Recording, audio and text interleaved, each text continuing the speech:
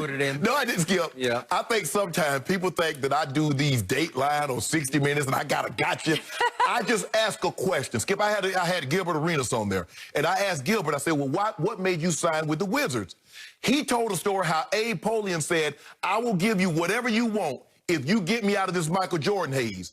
Skip, did you know that? Did you know that's why he signed? I didn't know that. So he told the story. People upset at me said, I'm a hater. How am I a hater? Gilbert just told a story. I didn't ask him. Okay. You sure you didn't put Tony up? I didn't put Tony. Skip, you know, look, all I do is like, if you got anything you want to promote, you got anything you want to sell, let's get that out the way first so we can go ahead and get, the interview and talk and back and forth. And I just asked him, Skip, because I follow Coach Dungy, and I say, Coach, you caught a lot of criticism when you said that Tom Brady wasn't the toughest or the greatest quarterback that you've ever coached against. That's all I asked. And so I was like, I said, you want to clarify? The toughest to play against, right? Yeah, not toughest like physically. Right. Okay, got it. So you want to clarify? I said, what was the criticism? He said, and now Coach Dungy goes back. People don't realize that Coach Dungy actually played with the Steelers. He led them in interceptions one year, Skip, the year they won the Super Bowl. And then, he said, I got tired of being traded and bounced around, and so I got into coaching. He was defensive coordinator at Pittsburgh. He was a DC in Minnesota and Kansas. So, Skip, he's been around the block. And he says, for me, Shannon, guys that have an added dimension of the legs, that's what I'm judging. And I'm not saying, and he said, I'm not saying Tom Brady wasn't great, because he is great. He said, but the fear of a John Elway or Steve Young or guys that have, Aaron Rodgers, that have legs to get out of harm's way, we got the perfect defense call, and there's nothing there. He could take off and get a first down, or he could take off and then throw the ball over your head. So that's what I judged it against. But now Brady did go. Now, what Jenny didn't mention, that he's talking about 214, Coach Dungy had been retired almost a decade by then. So that wasn't his team the 214 finalists. 2014. Right. Yeah. Tony wasn't the coach then. Okay. Chuck Pagano was. The last time he saw Tony beat him in the AFC Championship. Man, you remember that, 38 to 34 at Indianapolis. You remember that, right, Skip? Yep. Okay, so with that being said, now Brady did go 5-3 against Tony Dungy, 2-1 in the playoffs. And Brady had 14 touchdowns, 11 interceptions. That's not the greatest, but this is what Skip Bayless. Now, I've been trying to tell people, and you can know I'm not capping or lying in this situation. Skip Bayless has told me countless times Tom Brady would never respond to criticism like a LeBron James does. Michael Jordan would never respond. And lo and behold, what we found out is that Tom Brady is human, that he will respond to criticism. Tom, I appreciate that plug. Club Shake Shake. We got like 500-600 extra subscribers. Thanks to you. Appreciate that. But Skip, I just think that Tony Dungy has a point. Skip, I don't take offense. So you rank Tom sixth all time? No. I don't take offense if someone says Tony Gonzalez or Jason Witten was tougher to defend. Skip, they're bigger. They may have bigger catch radiuses. They're tougher to tackle. They're 240, 250. Shannon was 225. That's okay, Skip. That doesn't diminish what I've done. That doesn't diminish what Tom's done. Because someone else might be tougher, that doesn't mean anything. That doesn't diminish what you've done, Skip. That all you got to say for yourself? By the way, before I launch on this, and I'm about to unleash on this, the story I read, he doesn't identify the fifth quarterback. I count Peyton and then Aaron Rodgers, John Elway, Steve Young, but there's one missing link here to get to six. Does he have Tom sixth, fifth, or sixth? No, don't get into semantics. He's just not number one. Where you and most people would have him on everybody's list. He's not number one.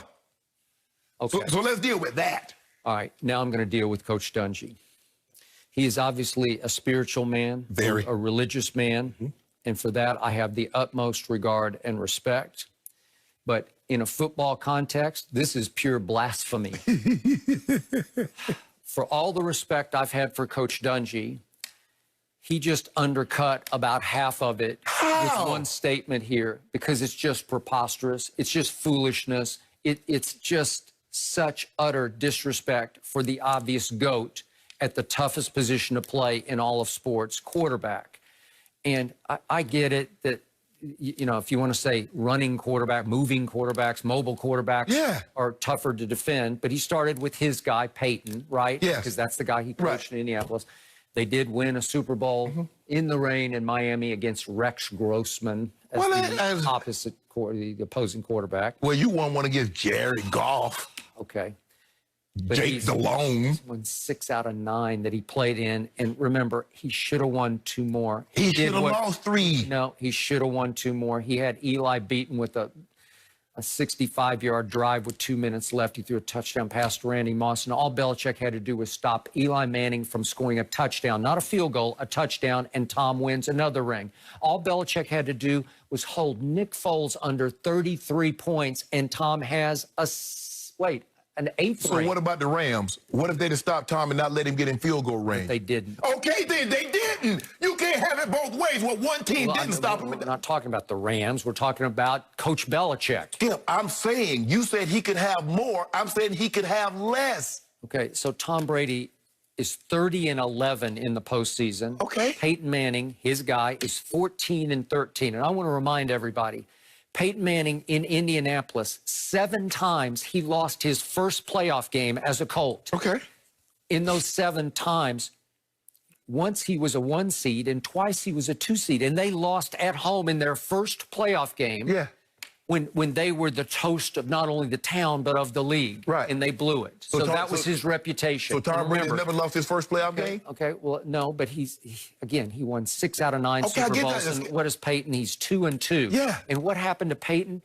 He got annihilated by the Legion of Boom, 43-8. Yeah. Tom did not get annihilated. He annihilated the Legion of Boom in the 4th quarter with 124 yards passing and 2 touchdowns just in the 4th quarter. When did we get quality points for close losses? 43-8. It was over like that. It was over. Okay, and then it was a 7-point game against New Orleans, and Peyton Manning threw a pick 6. Remember, Tracy Porter took it 78 yards for the house? I remember. Okay, so you blew that one also. So how can we put Peyton Manning above Tom Brady? It's just it's foolishness. So you just looking at Super Bowls. You're not looking at anything else. But I get it because Peyton is his guy. But now I don't get it because Aaron Rodgers 10 years ago won his one and only Super Bowl. Okay. John Elway, you played with him and for him and love him, and I get it. And he's all-time. He's in my top 5. He was 2-3 in Super Bowls.